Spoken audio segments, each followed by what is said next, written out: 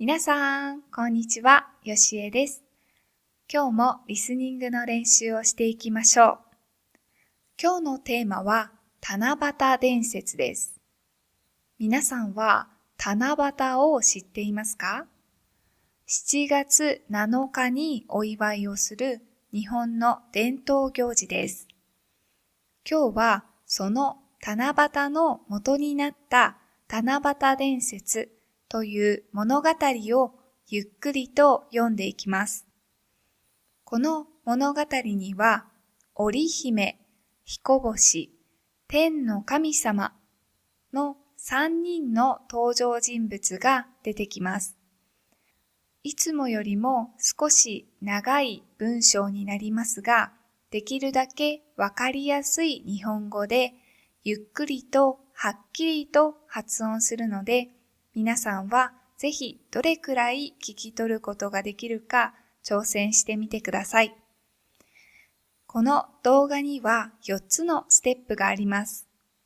まずはじめに私が物語をゆっくりのスピードで読みます。そして次に物語に出てきた便利な表現についていくつか説明します。3番目に今日の物語に出てきた単語を私の後に続いて発音してみましょう。最後に今日の物語をネイティブのスピードでもう一度読むので、どれくらい聞き取ることができるか挑戦してみてください。それでは始めます。七夕伝説。夜空にキラキラときらめく天の川。その川の近くでは、天の神様の娘、織姫が美しい旗を織っていました。織姫はとても働き者でした。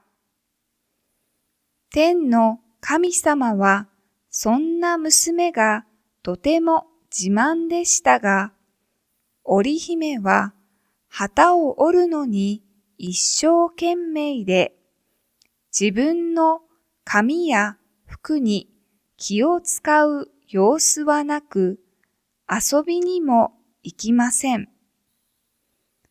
そんな姿をかわいそうに思った天の神様は言いました。織姫もそろそろ年頃なのに、人の旗を折ってばかりではかわいそうだ。そうだ、織姫にふさわしい婿を探してやろう。天の神様はいろいろな場所を探しました。どこかに織姫に会う婿はいないものか。天の神様が天の川の岸辺をずっと歩いていると、そこで牛の世話をしている若者と出会いました。若者は彦星といい、牛に水をやったり、餌の用意をしたり、畑仕事をしたりと、休むことなく真面目に仕事をしています。この働き者の青年であれば、織姫と幸せに暮らしていけるだろう。天の神様は織姫の結婚相手に彦星を選びました。織姫と彦星はお互いに一目で好きになり、とても仲の良い夫婦になりました。しかし、それから二人は遊んでばかりで全く仕事をしません。旗織りの機械にはほこりがかぶり、彦星の飼っていた牛も餌をやらなくなったので、だんだん痩せてきました。お前たち、そろそろ仕事をしてはどうかな。心配した天の神様が注意をしても、二人は、はい、わかりました、と答えるだけで、全く仕事をしようとしません。織姫が旗を折らなくなったので、空の神様たちの服はもちろん、天の神様の服もボロボロになってしまいました。彦星も仕事をしなくなったので、畑は草がぼうぼうに生えて、作物はすっかり枯れて、牛はついに病気になってしまいました。怒った天の神様は、もうこのまま放っておけない。お前たち二人を会わせないようにする。と、織姫を天の川の西へ、彦星を天の川の東へと無理やり引き離しました。そうして二人は広い広い天の川を挟んで別れ別れになり、お互いの姿を見ることさえできなくなったのです。それからというもの、織姫は毎日泣くばかりで、全く旗を折ろうとしませんでした。彦星も家に閉じこもってしまい、牛の病気はますますひどくなるばかりです。困った天の神様は、お前たちが前のように毎日真面目に働くのなら、一年に一度だけ二人が会うのを許そう、と二人に言いました。その言葉に織姫と彦星は心を入れ替え、真面目に働き始めました。一年に一度、そう、7月7日の夜に会えることを楽しみにして、そして織姫は前にも増して美しい旗を折るようになったので、みんなはとても喜びました。彦星も一生懸命牛を世話し、畑を耕したので、牛はすっかり元気になり、畑にも豊かな作物が実りました。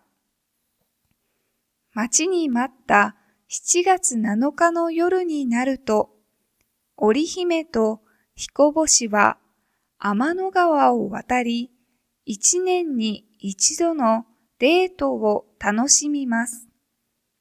しかし、その日に雨が降ると、川の水かさが増して、川を渡ることができません。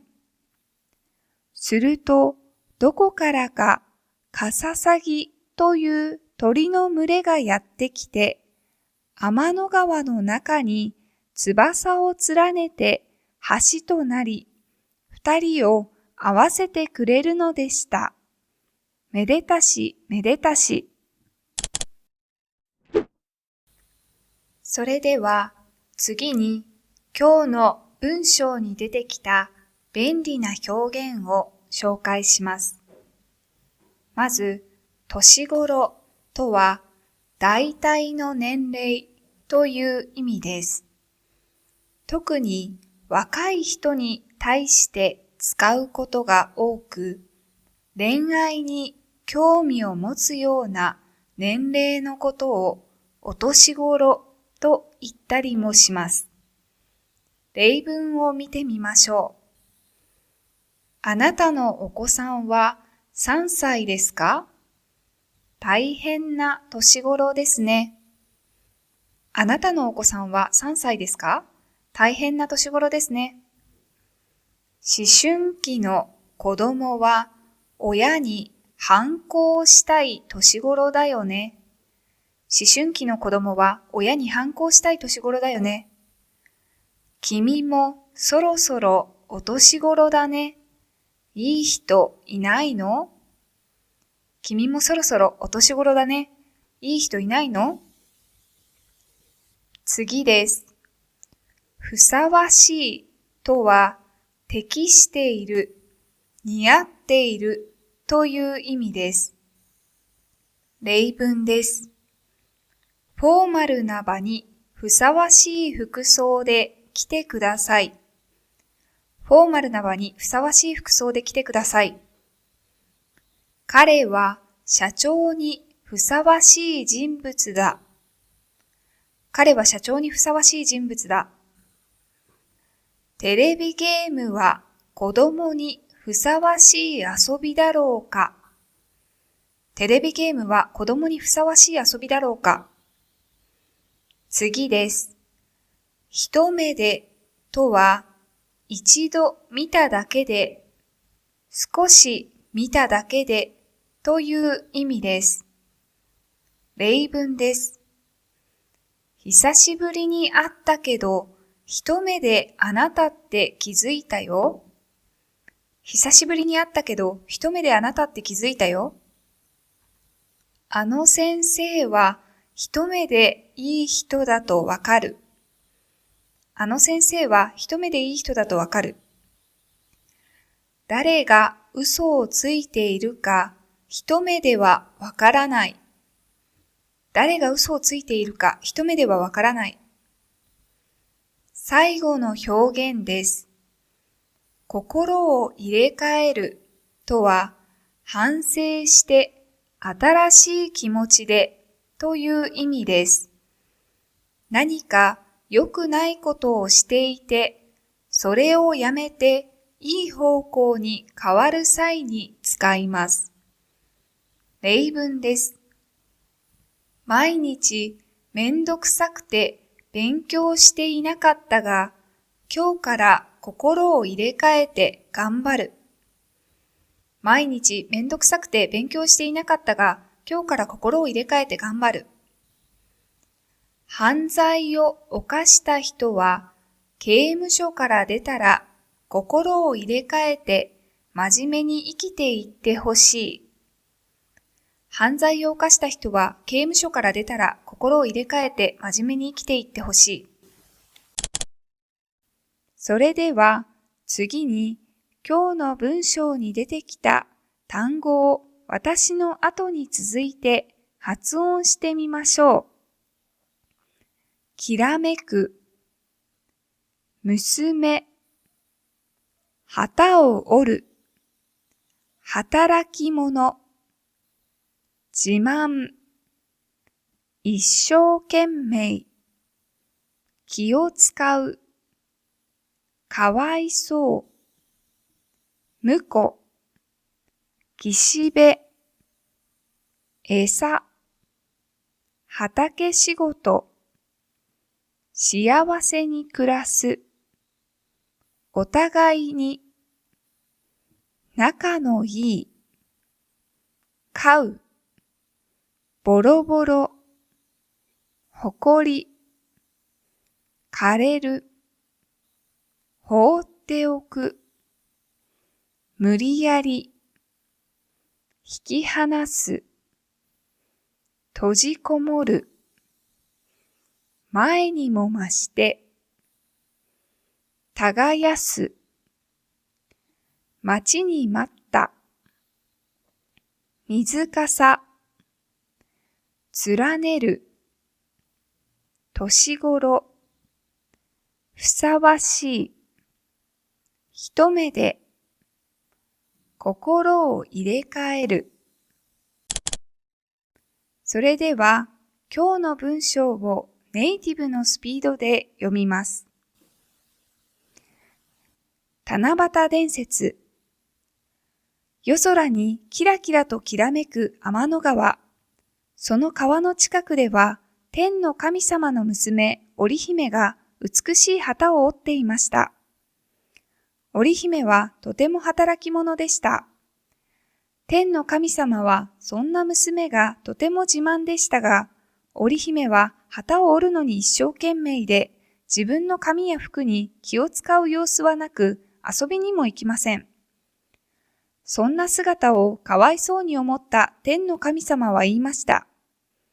織姫もそろそろ年頃なのに、人の旗を折ってばかりではかわいそうだ。そうだ、織姫にふさわしい婿を探してやろう。天の神様はいろいろな場所を探しました。どこかに織姫に会う婿はいないものか。天の神様が天の川の岸辺をずっと歩いていると、そこで牛の世話をしている若者と出会いました。若者は彦星といい、牛に水をやったり、餌の用意をしたり、畑仕事をしたりと、休むことなく真面目に仕事をしています。この働き者の青年であれば、織姫と幸せに暮らしていけるだろう。天の神様は織姫の結婚相手に彦星を選びました。織姫と彦星はお互いに一目で好きになり、とても仲の良い夫婦になりました。しかし、それから二人は遊んでばかりで全く仕事をしません。旗織りの機械には埃がかぶり、彦星の飼っていた牛も餌をやらなくなったので、だんだん痩せていきました。お前たち、そろそろ仕事をしてはどうかな。心配した天の神様が注意をしても、二人は、はい、わかりました、と答えるだけで、全く仕事をしようとしません。織姫が旗を折らなくなったので、空の神様たちの服はもちろん、天の神様の服もボロボロになってしまいました。彦星も仕事をしなくなったので、畑は草がぼうぼうに生えて、作物はすっかり枯れて、牛はついに病気になってしまいました。怒った天の神様は、もうこのまま放っておけない。お前たち二人を会わせないようにする。と、織姫を天の川の西へ、彦星を天の川の東へと無理やり引き離しました。そうして二人は広い広い天の川を挟んで別れ別れになり、お互いの姿を見ることさえできなくなったのです。それからというもの、織姫は毎日泣くばかりで、全く旗を折ろうとしませんでした。彦星も家に閉じこもってしまい、牛の病気はますますひどくなるばかりです。困った天の神様は、お前たちが前のように毎日真面目に働くのなら、一年に一度だけ二人が会うのを許そう、と二人に言いました。その言葉に織姫と彦星は心を入れ替え、真面目に働き始めました。一年に一度、そう7月7日の夜に会えることを楽しみにして、そして織姫は前にも増して美しい旗を織るようになったので、みんなはとても喜びました。彦星も一生懸命牛を世話し、畑を耕したので、牛はすっかり元気になり、畑にも豊かな作物が実りました。待ちに待った7月7日の夜になると、織姫と彦星は天の川を渡り、一年に一度のデートを楽しみます。しかし、その日に雨が降ると、川の水かさが増して、川を渡ることができません。すると、どこからかカササギという鳥の群れがやってきて、天の川の中に翼を連ねて橋となり、二人を合わせてくれるのでした。めでたしめでたし。お疲れ様でした。今日の動画はいかがでしたか？いつもと物語なのでちょっと違う感じでしたね。でもリスニングやシャドーイングにはとってもいいと思うので、よかったら皆さんの勉強に役立ててもらえると嬉しいです。この動画がいいねと思った方は、ぜひチャンネル登録と高評価、そしてインスタグラムのフォローもよろしくお願いします。それではまた次の動画でお会いしましょう。バイバイ。